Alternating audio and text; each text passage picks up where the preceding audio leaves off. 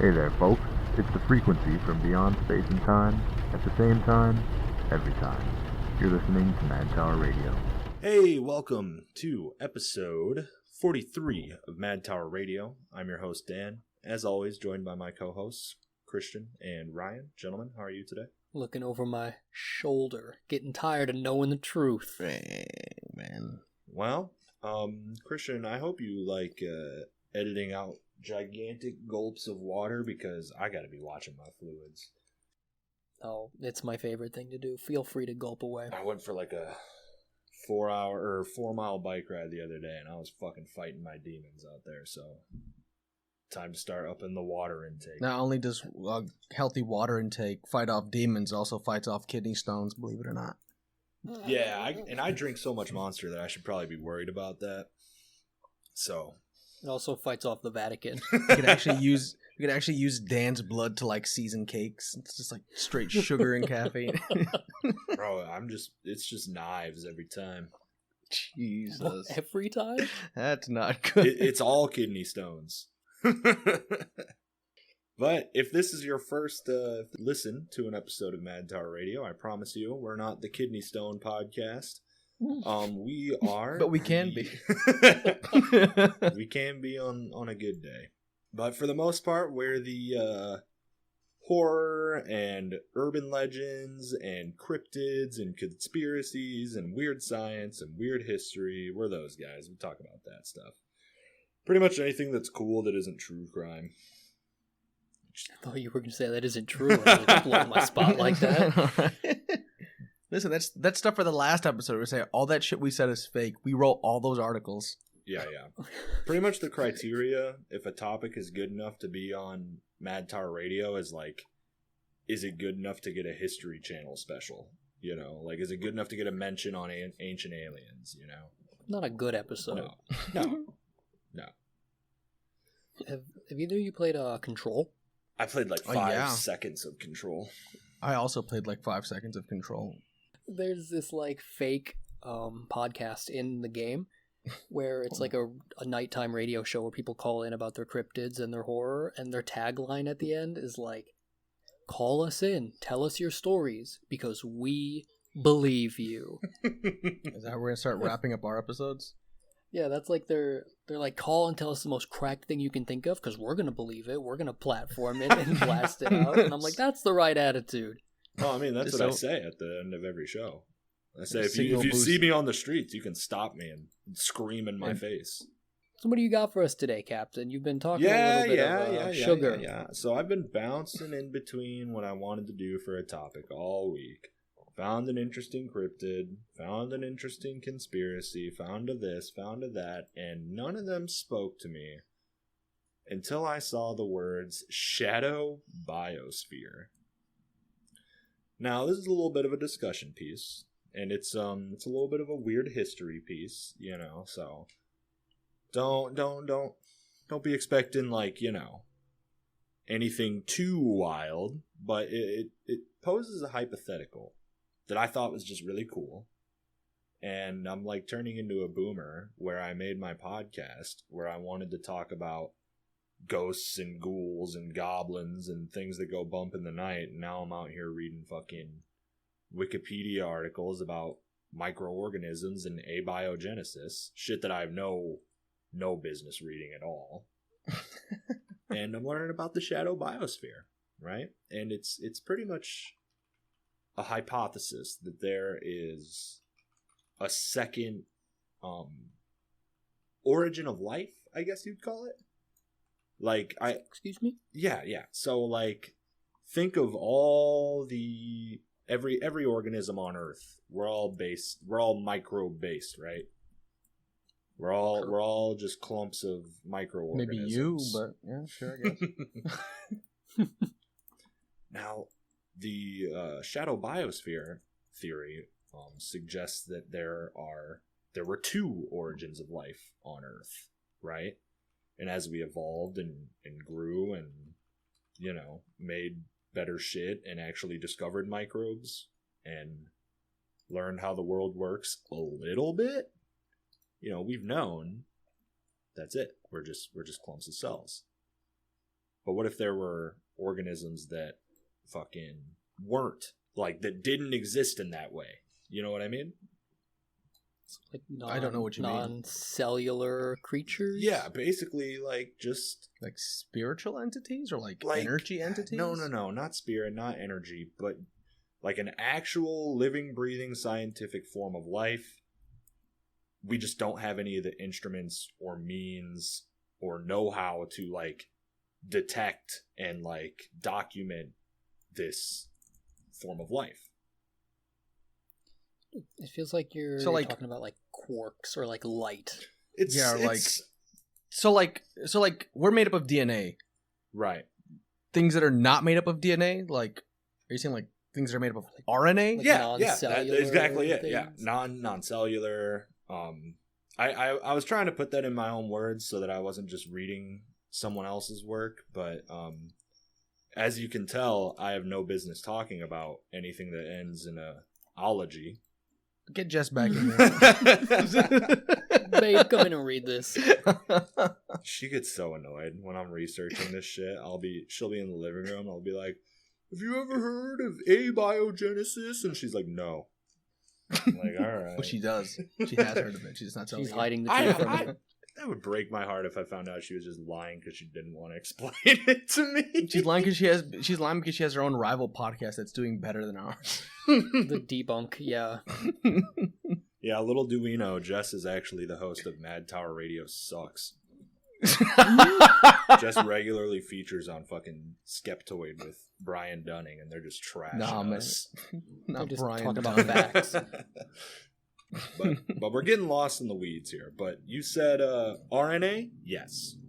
Okay. That's pretty much exactly it. Is like this hypothesis is that Stephen Benner, Alonzo Ricardo, and Matthew Kerrigan, biochemists at University of Florida, argued that if organisms based on RNA once existed, they might still be alive today, unnoticed because they do not contain ribosomes, which are usually used to detect living microorganisms. They suggest searching for them in environments that are low in sulfur, environments that are spatially constrained, or environments that cycle between extreme hot and extreme cold. Right? Yeah. Okay. Or other people think that it might be, the shadow biosphere is based off of different amino acids, right?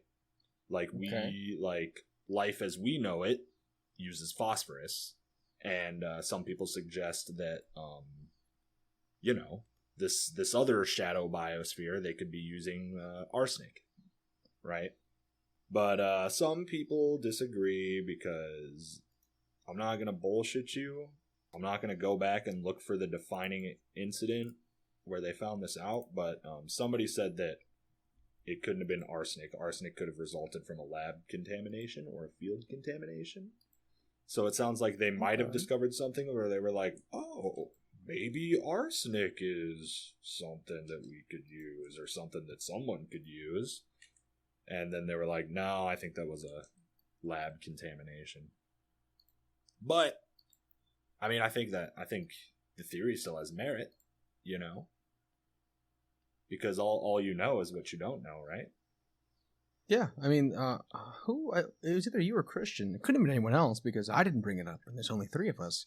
But I think at one point on one of the episodes, one of you had brought up how our scientific equipment and testing capabilities are limited by, like you said, Dan, what we currently have made right now. Yeah. So if we don't have the Wonder Waffle doohickey that can see, I think it was Christian talking about, I forgot what, like these different forms of light. It's something to do with light. Like, we can't pick that up because we can't see it or test it. It's kind of the same thing like you're saying now. Like, these creatures could exist, these entities, not entities, but like these organisms, these anti-organisms, if you will, could exist, but we just can't test it, because everything you just said right now, that's what made the most sense to me. Like, in terms of we can understand it because we don't understand it. Yeah.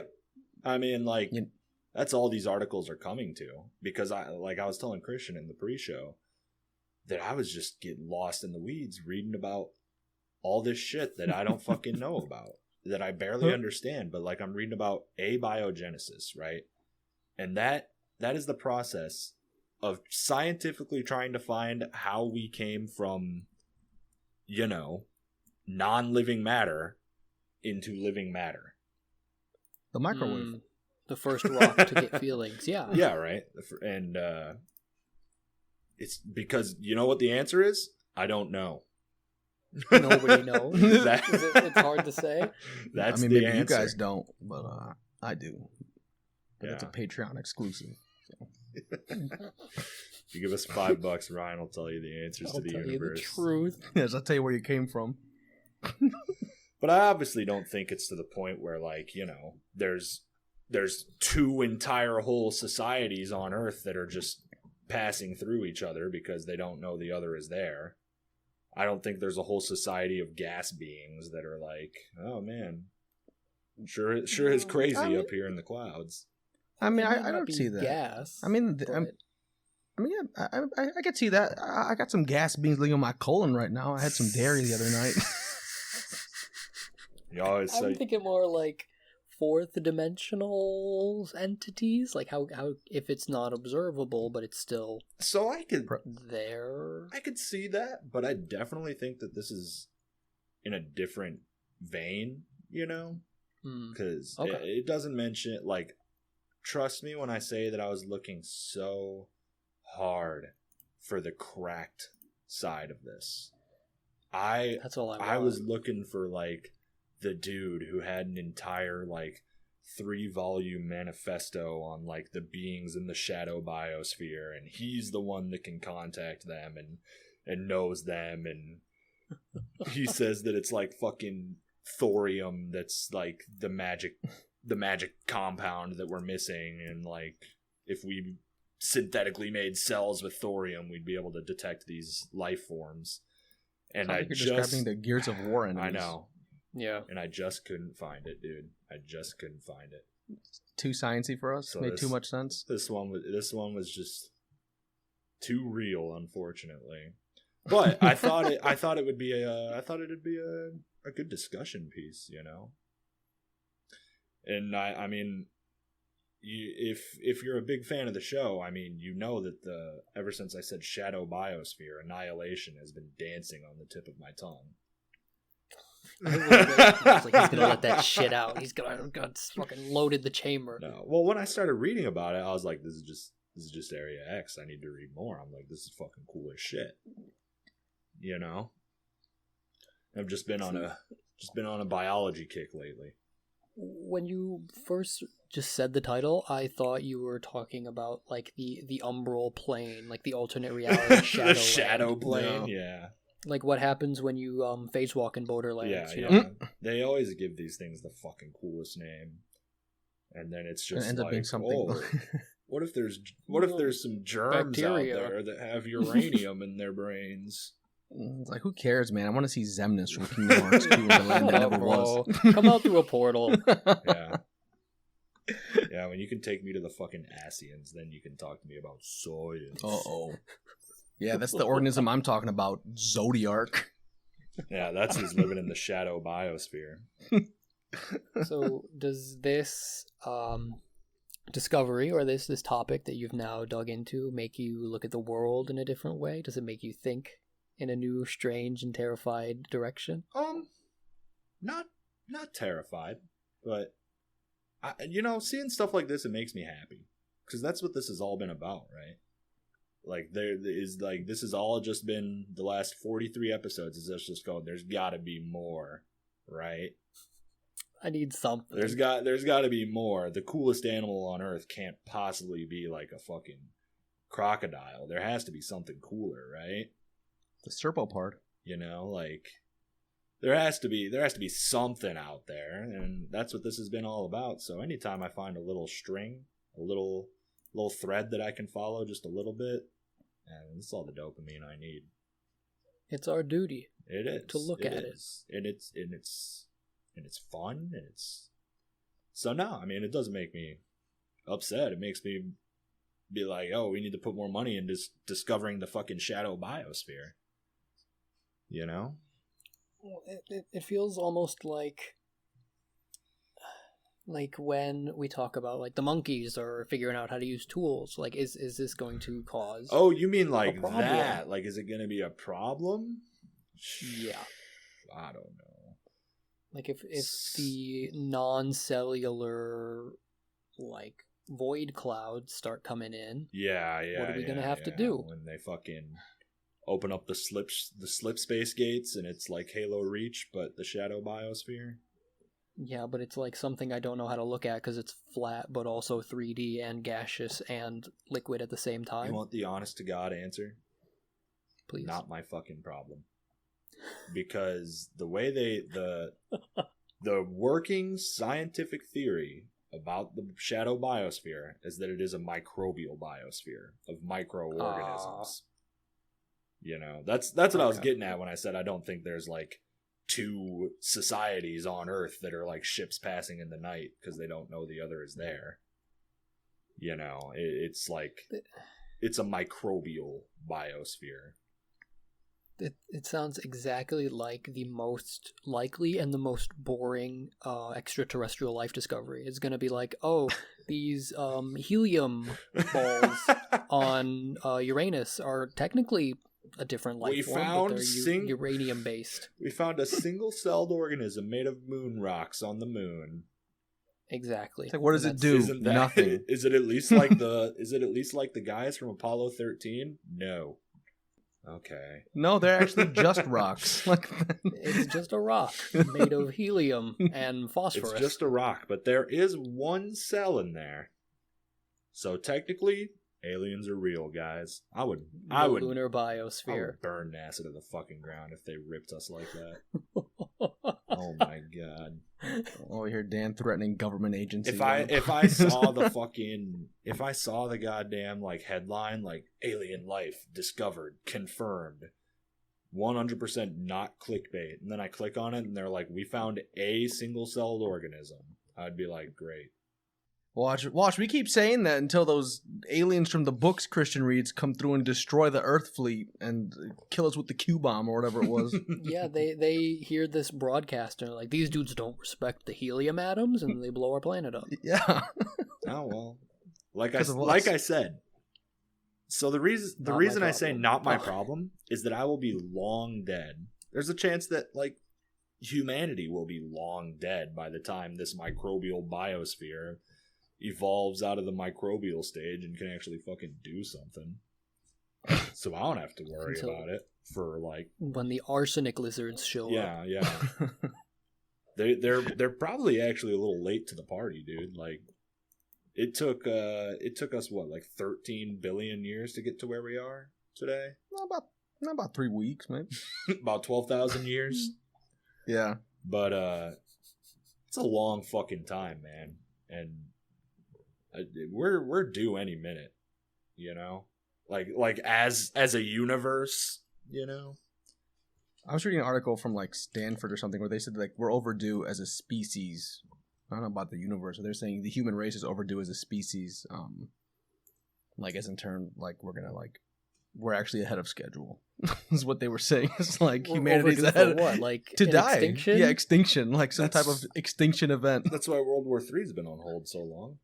It has, because we're like, ahead of go schedule. Through with this, or are we just gonna wait? Like, but watch what's gonna. I feel given the they're order waiting yet. on the word from Pepe Orsini. Exactly. Him. Watch. His bloodline will survive, and they'll crawl out of the nuclear sludge as the first arsenic lizards, and they're gonna explore the ruins of humanity. And the first thing they're gonna find, they think it's a temple to our old gods, but it's just a Dave and Buster's. You know what I'm saying? It's gonna be like the Kings in Fallout. You know, there's gonna be two arsenic lizards, and they run the joint. They're called Dave and Buster. No, please. It's my favorite Fallout faction, the arsenic lizard. But yeah, I mean, I just thought it was a cool little piece to bring to the show. I mean, it lends a little credence to people like us that think there might be more out there, and are just looking at the world a little different, you know. I like it when it's not so glamorous. Sometimes you need that. Oh, yeah, dude. If it can be as interesting as this without having to have, like, you know, cracked guy Thomas Jones wrote a 45-page manifesto about it, if it's already this interesting without all that, like, yeah, it's a good topic, man. I'm not saying we wouldn't read your manifesto, but like, I'm just saying if you mailed it to me in loose leaf pieces of paper unstapled, I wouldn't say no. If you're sitting there right now with your Shadow Biosphere manifesto sitting on the desk, send it to us. I will read it. I'll do whatever you want. Gravity wave disruption ray. Yeah, I'll read it. And we'll build it too. Hell, you can come on the show and espouse your fucking Shadow Biosphere manifesto. Because we believe you. Shit. But oh yeah, my bad. I almost forgot. So one person, she's a philosopher from University of Colorado, one Carol Cleland. She asked a group of scientists, if you had a soil sample from another planet, how would you know what you're looking at? Right?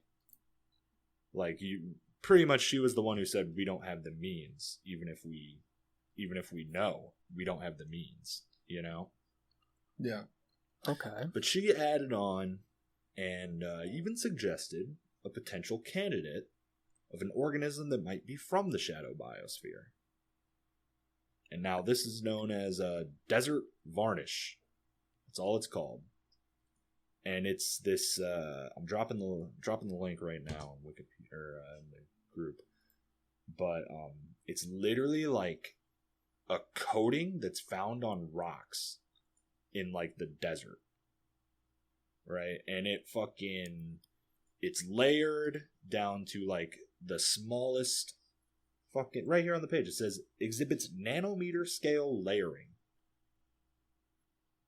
Okay. Now the varnish, they always find trace elements of organic matter in this desert varnish, which is just like this like coating that appears on rocks randomly. You know, they find clay, oxides, iron, manganese, and then sometimes they find organic matter. So she's pretty much suggesting, like, hey, you know, could desert varnish be like that, like one of those organisms, right? This is exactly what I'm talking about. Hey, we found this thing that doesn't like work well with the way that we look at biology, but it's just some fucking fudge on the rock. Oh yeah. And I mean, hey, at least we ripped the Band-Aid off now. It can only get cooler from here, right? Yeah. And I mean, desert varnish, I mean, yeah, it's not an arsenic lizard, but it's like, I wonder what it tastes like. Sounds like a crafting material. Like a red ooze that slowly consumes a rock. That's kind of cool. I do like ooze-based life forms. Yeah, what does it want besides rocks? That's it. I mean, he's probably living the life. That's all he wants. He just needs Good rocks. for him. Good for desert varnish. Yeah. Desert varnish is the highest form of life form because it already knows what it wants and lives getting it. Mm-hmm. You know what I'm saying? It's not I know like a lot of people who could follow after desert varnish. That's what I'm saying. Except for the arsenic lizards, but fuck those guys. No. Like, but I mean, with that, that's really all I got for you about the Shadow Biosphere discussion. I like that. Christian, add a clap sound effect right now, please. Sure thing. I'll make a note. That goes out to the desert varnish and the helium rocks up on the Mars, up on the moon. What do you got for me, Ryan? Let's see what something about King Solomon or some shit you said? Oh no, that's literally a topic for another day. I have several King topics on the You back. made that up? No. That's a real thing I wanted to go over. Like I was watching the hit anime series Fate, and they were talking about King Solomon's Gates. So I was like, what does that mean? So I was going down that rabbit hole, and I may or may not have lost my soul doing it, but that's for another episode. So, kind of, Dan, inspired me with the last episode I was on, talking about UFOs, as we call them in Puerto Rico. And I kind of went down, I for those of you that have heard me since my inception into this group, I talk about Lovecraft a lot, and I'm a very big proprietor and believer that if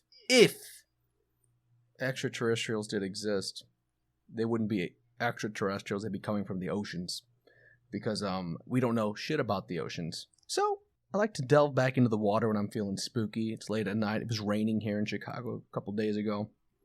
Oh my god! So you just got me thinking about water. You just threw me for the largest loop. I thought we were going up, and then you said no.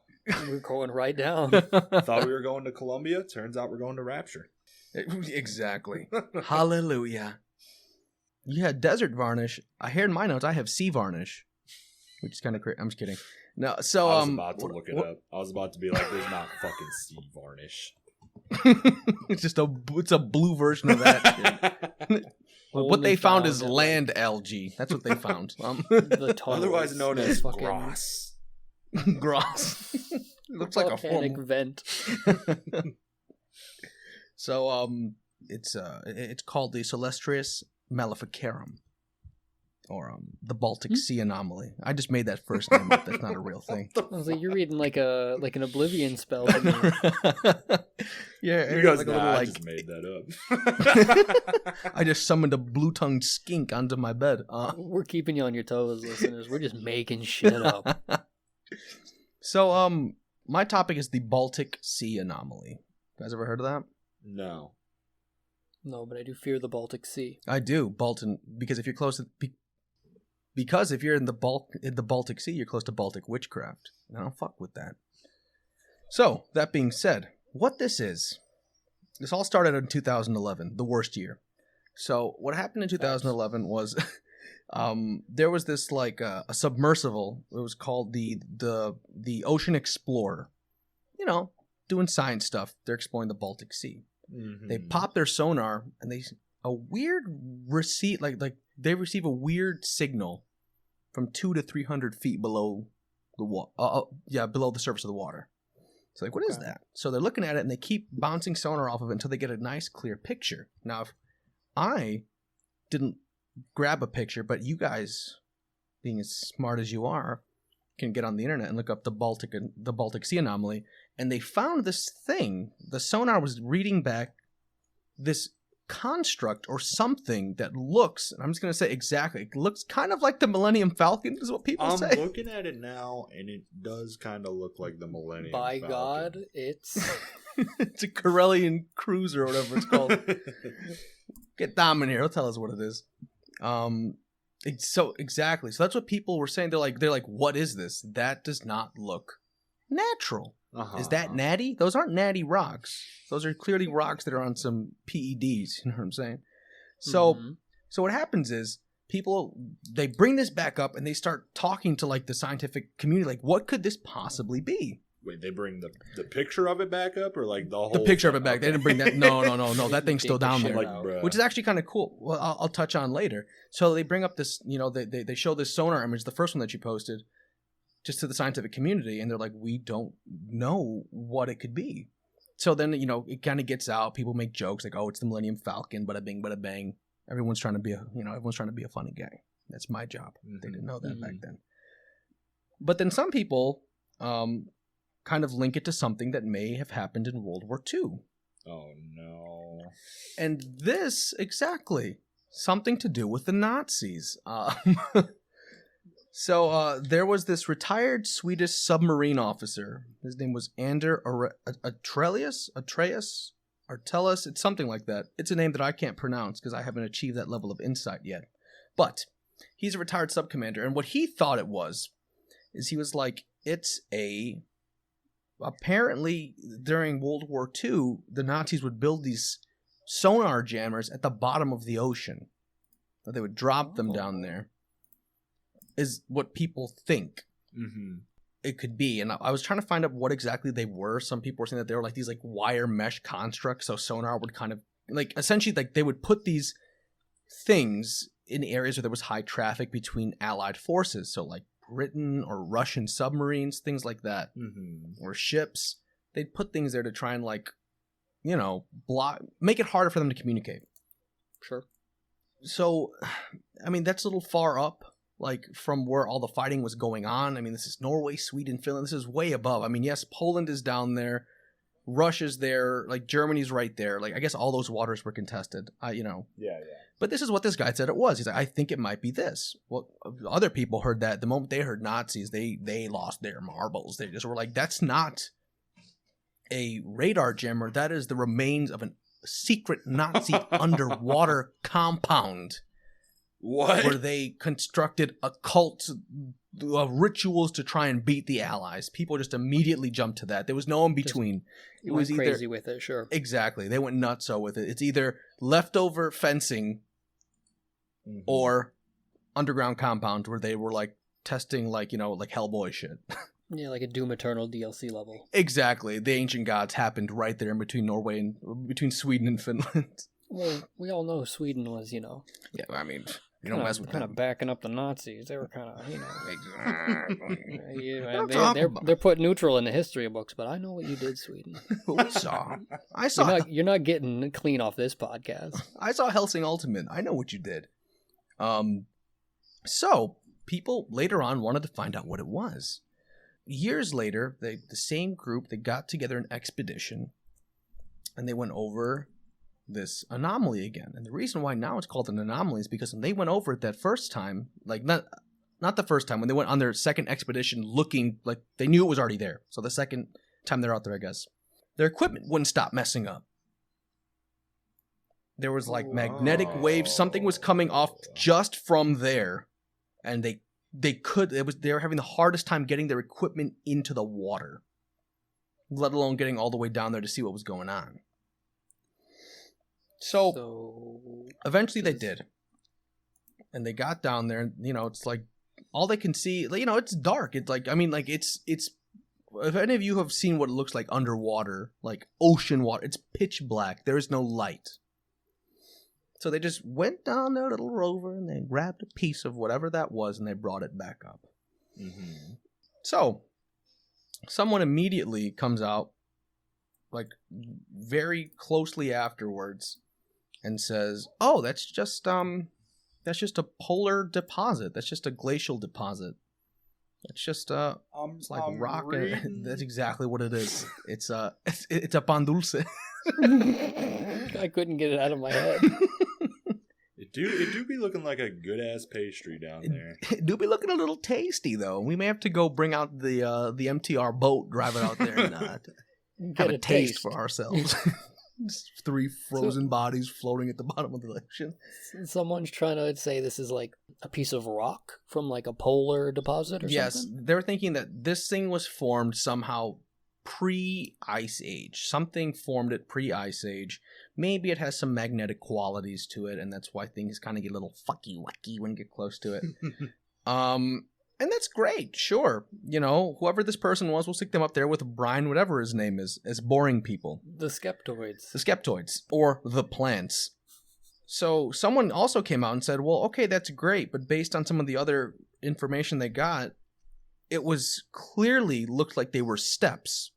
Mm-hmm. It looked like the construct, or whatever it was going up like steps. I'm looking at it, now, and it does look like stairs. Exactly. This is like a schizo litmus test. Like, it can be anything these fuckers see it in. Yeah, exactly. Yeah. It's like a Rorschach test for crazy people. That's what I meant, well, yeah. So I'm having a hard time because I see, like, the sonar image that just looks like ass, right? But then, other than that, I can't tell what's, like, quote-unquote real and what's a fucking artist's rendition. I mean, I would say anything after that is an artist rendition, just because. So because all we can really trust is this blue cookie on the bottom of the sea. Pretty much the blue cookie. Like, let me the Baltic Sea anomaly. Let me dig into my data. Then I would like to retract my statement about the stairs. Oh no! But yeah, these are reports of people who went down there to do it. But they were like, when we were looking at it, and kind of just the way, and this is from people who know how to read sonar. So I guess they were looking at it and saying, no, there's clearly something on there. And the way the sonar was relayed to us, that looks like there is like the pattern of stairs kind of going up, or there's all that to say something that is not naturally formed. Oh yeah, I mean, even just looking at the blue cookie, it doesn't look fucking natural. There's like 2 perfect cutout. It just looks like something that was made. Mm-hmm. And if that's true, then this was something that was made on this scale before humans were even around, really. Yeah, so I guess. So that's what. So people were kind of like, this has to be something either, people have gone in the direction of aliens. People have gone in the direction of ancient humans, where everything was better back then. And then we devolved and then re-evolved to what we're doing now. Mm-hmm. People have been like, oh, that's there's even people dumb enough to be like, oh, that's what Lovecraft was talking about. That's the sunken city of R'lyeh where Cthulhu lives. Well, no, that's in the Atlantic, sweetheart. Come on. He tells us where it is. Read your books, brother. Yeah, come on. Exactly. But that's what got me thinking, because I was reading some Lovecraft, and that, everything that has to do with Lovecraft, yes, it's like star-based, it's cosmic-based, but it ends up in the water. So people like me who love those things are like, oh, this is a cool anomaly. And at the end of the day, that's probably all that it is, an anomaly. But it's something that I thought was really cool, because there's so many weird things that happen in the ocean. So the type of interference that the Ocean Explorer's equipment was getting is very similar to kind of the errors and malfunctions that planes and boats would have in the Bermuda Triangle. Oh, interesting. Also cool. That's pretty cool. That's led me down this other rabbit hole, studying these things. This group of areas includes, the Bermuda Triangle, some spot called the Devil's Sea, the Tropic of Cancer, the Tropic of Capricorn, and essentially these are anomalous ocean regions where planes just drop out of the sky and radar and sonar just stop working. And it just gets people thinking well, since we can't get any equipment out there, if we were to bounce some sonar off the ocean floor, are we going to find more things that look like this? The Bermuda Triangle is also where eels go to mate. That's what it is. The eels know it's fucked over there. They do. They like to go on where it's freaky. Oh, by the way, these things are called vile vortices. What? Ooh. These areas. That's nice. Right? And it's not just electronic, it's electromagnetic weather issues too. Out of nowhere you'll be flying through and then a storm just instantly appears. I just want to let you all know that there are eels living in the Baltic Sea. So, no. Prove it. No. All right. Google's are there eels in the Baltic again? Are there eels? So the eels may be, some primogenitor race that came out of these space capsules. Who's to say? Anti-radar tech. Exactly. Anti-radar eels. The Nazis were ahead of their time. So, but that got me thinking of these other kind of just anomalous things that you would see. Because some people would say, if there were aliens that visited or crash landed on Earth, and they're at the bottom of the ocean, it's going to affect everything above it too. Let's say it's radiation leak or just whatever. Right. Because there's weird things that happen in the ocean. Have you guys ever heard of the Milky Sea anomaly? No. Essentially, it's it's like bacteria that it looks almost just like frothing milk on the top of the ocean, but it's glowing. People are like, oh, that's just bioluminescent bacteria, photoplankton, things like that. But people aren't able to replicate it and things like that. So that's why people are like, oh, this is another ocean anomaly. So all that to say, this was what I brought to the table today because I thought it was really cool. But it also led me down another rabbit hole of, oh, what are some other cool ocean anomalies that we have, Lake Michigan. I think the takeaway is we don't know shit and we should fear the ocean. Exactly. That's exactly it. Fear the ocean. We have to fear the ocean, but we don't fear the shadow plane that Dan was talking about. Those guys are cool. The ocean, don't go anywhere near it. No, move as far inland as you can because the ocean's coming to you. You can't get away from it. Exactly. When those polar ice caps melt, I hope you have your flippies. You know what I'm saying? I hope you have your anti-eel radar technology. Exactly. Because whoever lived in between Finland and Norway, they didn't have it. They're at the bottom of the fucking ocean. You know what I'm saying? Jesus. That was a good one. Thanks. Love that. That was good. Thank you. Oh, God. I'm getting nervous as we get closer to my turn. Oh, yeah? Because I always bring things that I find interesting, but then now when I deliver them to you, I have to take the position of the fucking freaker who wrote it to deliver the information to you, So I have to put myself in this freak's way of thinking so I can help answer questions or I can help bring the background. And okay, so I started studying a couple weeks ago You put weeks of work into this? Unfortunately. Dude, I give each of my topics about like an hour and a half.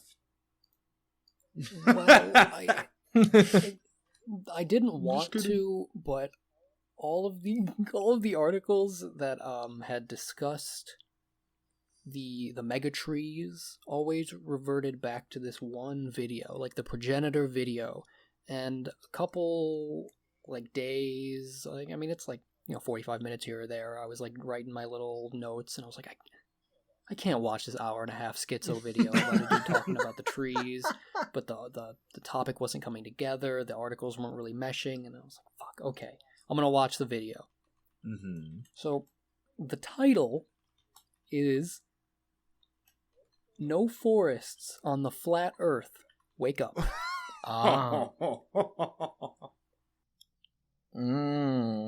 Talking about arch trees now. It's just, if that doesn't awaken something in you, you're on the wrong show. Forests aren't real on the flat Earth. It's no forests on the flat Earth. Wake up. The wake up is a very powerful addition at the end. Yeah, it's that classic call to action. It postulates here that all the trees that we've ever seen and all the forests that we like live in and look at and enjoy aren't real. Mm-hmm. That they are shrubs and twigs and little bushes of the super biosphere that was here before, and these mega trees that like eclipsed the sun were here before us. No way. And that's a pretty cool concept. The sequoias and the redwoods that we know are like dwarfs in comparison to the trees that we used to have, and that there's someone or something that doesn't want us to know this. Mm-hmm. So I'm going to start by showing you a couple of photos, okay? Does Australia even exist? Oh, wait, that's not what you said.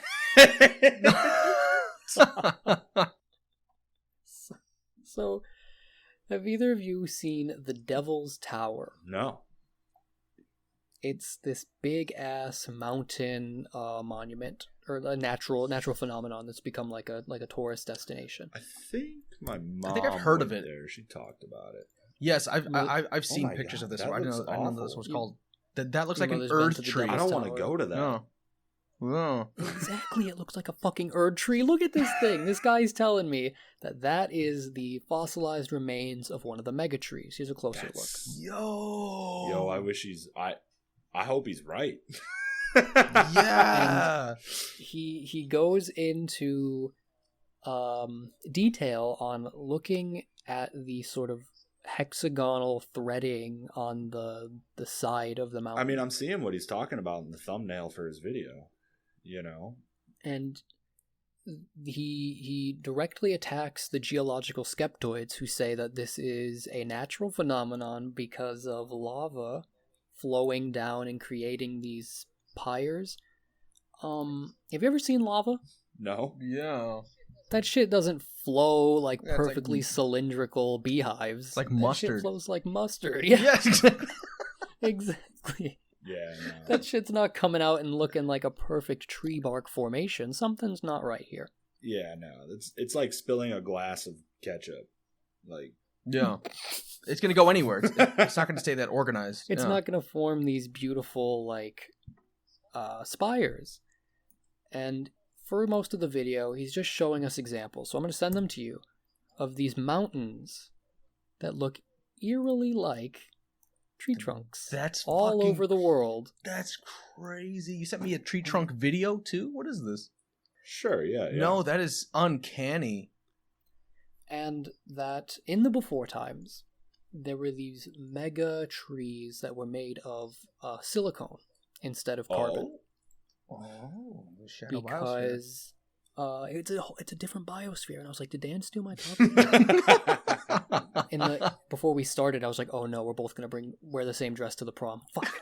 We started and Christian's like, I'm like, yeah, we're gonna talk about the shadow biosphere today, and he's like, oh, our topics might be our topics might be more related than you think. And then he's like, yeah, I watched like this hour and a half schizo cracked out video. And I was like, yeah, I didn't do any of that. So there's no way there's some... Sweating. I was reading Academia. My Hero Academia. Biologically speaking, the trees that we know today sort of peak at the redwoods that we have due to like the cost benefit of being able to move nutrients up that high. Yeah. It's like not efficient for a tree to be any taller than they can be right now. But he says these older silicone trees operated on a different like biological makeup, and that they could be these mega towering structures. It's because the atmosphere is more rich with nutrients back then. Exactly. Yeah. Chemistry of the world was different. I can see it. But he also, he spends a little time with the biology and the science, but then he mixes in a little I was just going to ask you, you gave this man a week of your time. When does he start going into why they're covering up the Erd trees? So, the megatrees were able to store data in their fibers. What you mean data? Like he had a USB-C port? Like they had a USB-C port. They could take in all the biological data around them and like memorize it into their fibers. All right. They could like keep the memory of the environment around them. All right.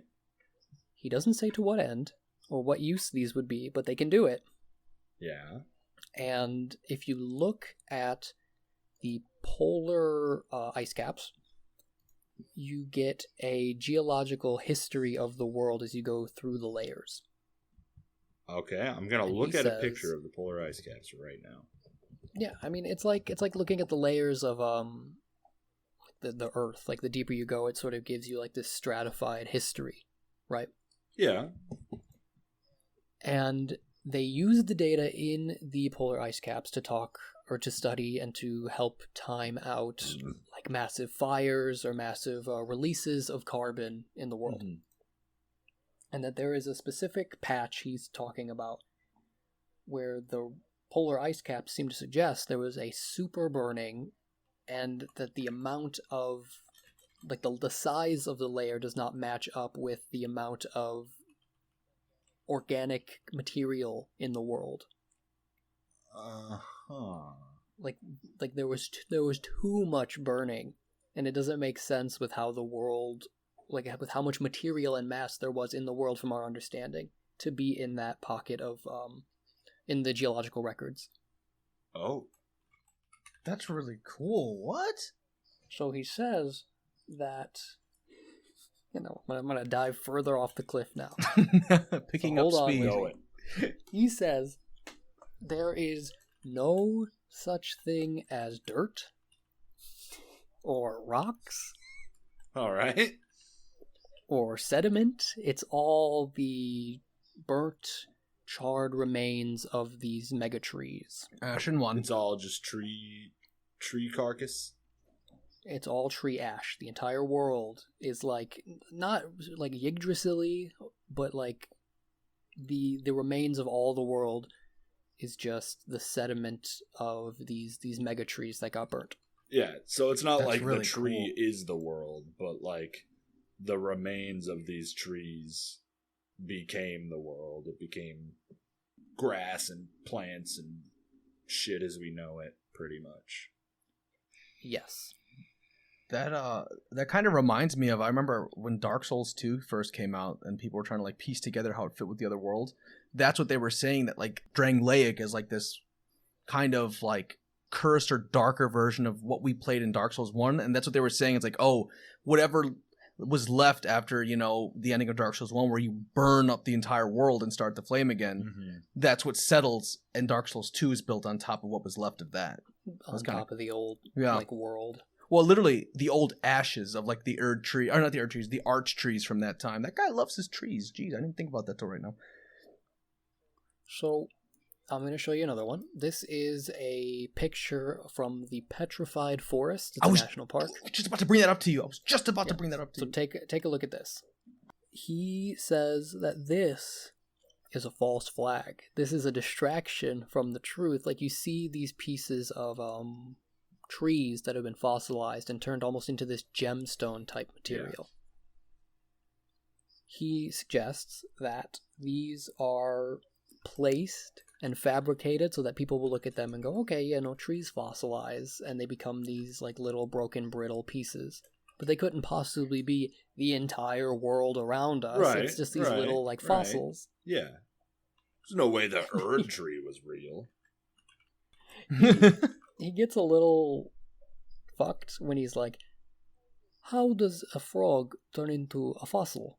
What is the chemistry to turn biology into rock? It's Russian accent the whole time. Oh, he's a Ukrainian, so oh Lord, it's like cracked Russian YouTube. It was very very fun. Was it hard to listen to? Nah. By the end of it, I was like, yes, I understand the tree. By the time you were like, yeah, let's see them. Let's see the Erd trees. Where are they at? Now, there's a widely popular belief that this picture I'm going to show you is reported to be a geological survey of the area surrounding the Devil's Tower. Tell me what you see in this picture. Okay. Yeah. I think I see roots. It's getting harder and harder to call this man cracked. So you see a bunch of roots, right? Obviously, yep. I see a bunch of fucking roots. I see something that looks like roots. So this picture made a splash in 2016 and after, when the No Trees on Flat Earth video released. And they said, see, this is the geological survey of underneath Devil's Tower, and it shows a mega root system. And the park in Wyoming had to make an official statement. And they said there never has been, and there never was, a geological survey under Devil's Tower. This you are looking at, my friends, is the root system of corn. Damn. So corn is megafauna. But he used it to crack everybody out. So he faked out his own viewers. I don't know if he particularly used this image, but the people who read it and extend the myth use this image and lie to people. So I'm getting baited and switched everywhere I go. Shit, bro. Because you know what it is? It just makes you a straight up liar. It is just you're just a liar if you're trying to pull the gotcha. You've deceived me. You know, it's like we had no discussion that left either of us feeling any better. You just owned me like you're 12. You lied to me. Good own. Shame on you. You're a bad part of the community. Yeah. So, if I could take it back, there was a society that lived, or a civilization that lived amongst the mega trees, and they flourished, and they were able to do these grand construction and engineering feats. So I'm going to show you a couple of the engineering feats that they made. You're not going to fucking get me this time when you send a picture of McDonald's. This time I'm not getting you. So do you see what this is? That's the Grand Canyon. It is the Grand Canyon. And he believes and tells to all his people, his 750,000 viewers, wow, that all canyons, all ravines, all gorges on this planet were not made by erosion. Erosion is fake and not that powerful. It is massive quarries from the previous civilization that was here and dug out the earth, or dug out the planet with their mega saws, their mega shovels. Paul Bunyan. Or like, here's another one. It just had a shovel. You know what? That's really pretty. He said erosion? That's not real. This is a mega quarry. You know what? That thing in the Baltic is a part of the saw blade, bro. It's all coming together now. It's a mega. These quarry? mega. Is that like the term he uses? He says, and I quote, "You can eliminate all the word ravine, quarry, canyon, lake, and replace it with mine and quarry." That's an exact quote from the video. Oh, man. I think he's right. And that I think he places it in 1816, maybe, which it's getting a little cracked as we go deeper. Like, I love it. 1816, there was a mega cataclysm, a super nuclear holocaust that either happened in 1816 or the before times that eliminated the mega trees and wiped out that civilization. Wait, 1816? Sometimes people say 1816 and that it was a cover-up that the old civilization died and the mega trees died. Or sometimes it's like a pre-civilization thing. It gets hard. Wait, like Napoleon 1816? Yeah. Oh, I gotcha. So like my man Abraham Lincoln was gave the Gettysburg Address under the Erd tree. Dang. I can't believe Abe did that. The first Super Bowl happened under the Erd tree? He also says that volcanoes aren't real. That's Surely. fake. Those are the remains of mega foundries that the civilization used to make their grand projects. Oh, like they're the old slag heaps. If he keeps scaling it up, eventually the civilization is just going to be dribbling the earth like a basketball, man. Like they were like masters of the natural world. They had these mega quarries and these huge foundries made of volcanics inside. Does he mention anything about the civilization? Like what mean size the Puerto were Ricans? I have no reason to believe that they were mega people. I have no so they were data just, to they were suggest just really good at using the volcano as super engineers. Okay, I guess they just terraformed all this. Yes, that they mega terraformed the earth. That like every canyon and gorge that you see does he proof. Now here's where he's losing me, right? Like not even as like a believer, but just as someone trying to follow the plot, right? If there's no such thing as erosion, then I'm just left to believe that these guys had this power and were just shitty fucking architects. You know what I mean? Well, the quarries aren't made to be beautiful sure, to be lived but, in. That's just like digging.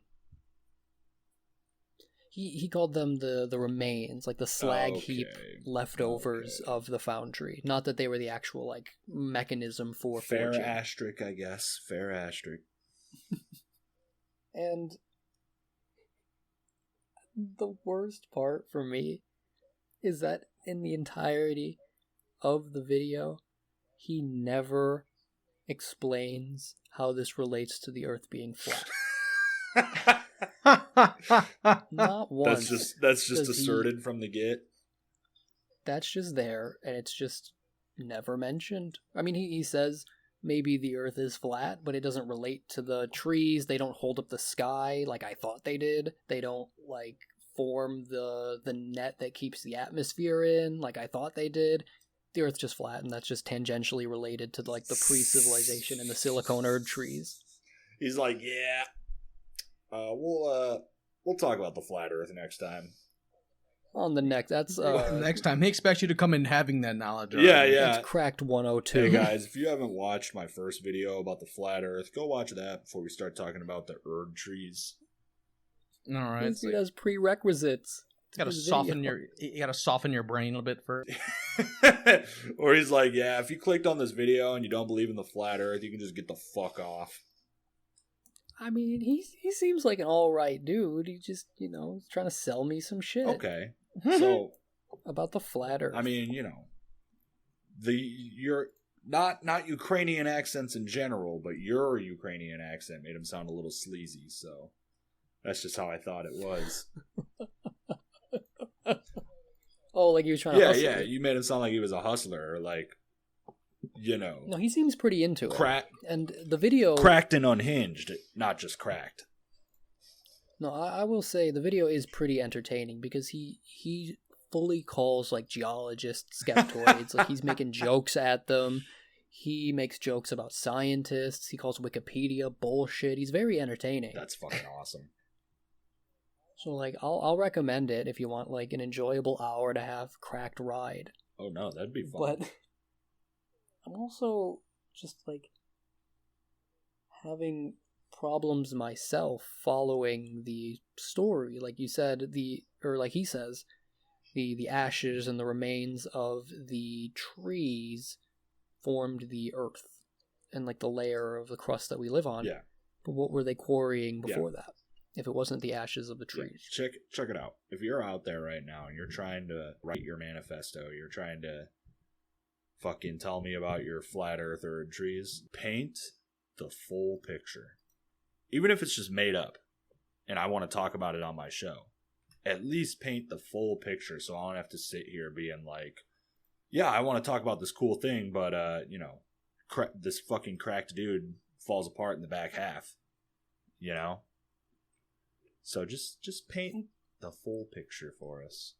He tried also to take an environmentalist message with it. Oh, that's interesting. I remember this very, very great piece is like, he's showing these old pictures of dudes cutting down sequoias. Mm-hmm.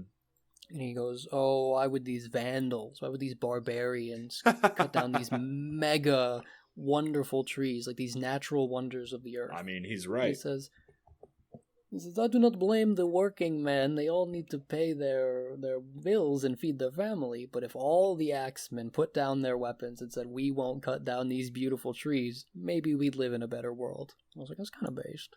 Yeah, I mean, he's spitting straight facts there. Whether he believes the earth we live on is flat or round, there's no lie. He blames the bosses of the logging industry who have never cut down a tree in their life.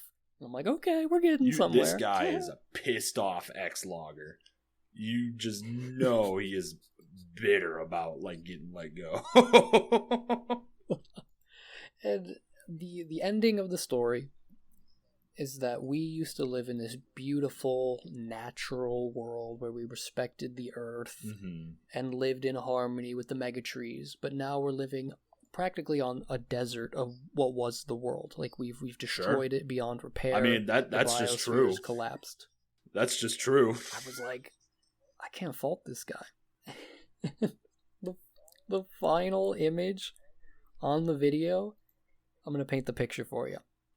It's the Matrix code rain, the green code fall. Yeah. And it's like, are you still sleeping? Text overlaid it, and there's this super loud, booming, bloodborne choir. It's the Ludwig the Holy Blade song playing in the background. And it pounds that for like 2 minutes straight at the end of the video. That's fucking awesome. So he's got a good heart. I think this is a very wholesome video. And it only kind of gets weirdly religious at the end. Hey, look. As long as you make it from point A to point B, I don't care how. And he arrived at point B. He said, quit cutting down the damn trees. He said, I'm the Ukrainian Lorax. Quit cutting the goddamn trees. Exactly. And I believe him. That was a good one. Is the earth flat? I don't think That's so. up for you to decide, young sapling.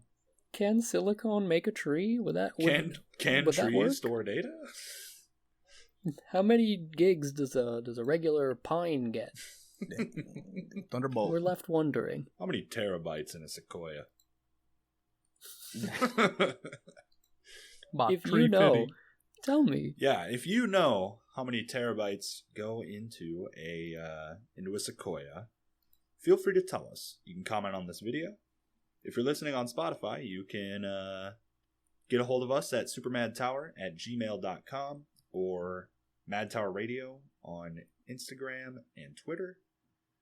And that's pretty much all I got for y'all today. This has been Mad Tower Radio episode 43. And before I cap this off, you boys have anything to say? I love you. All right. Episode 43, ending transmission. A frequency beyond space and time. Unspeakable knowledge. It is Mad Tower Radio.